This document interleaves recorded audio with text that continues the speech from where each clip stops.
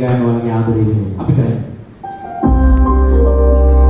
අවුරුදු 11ක ආදර කතාවක් මේක. අවුරුදු 11ක් කියන්නේ කිසිම කාලයක් නෙමෙයි. ඒ ආදරේ කොච්චර අවංකද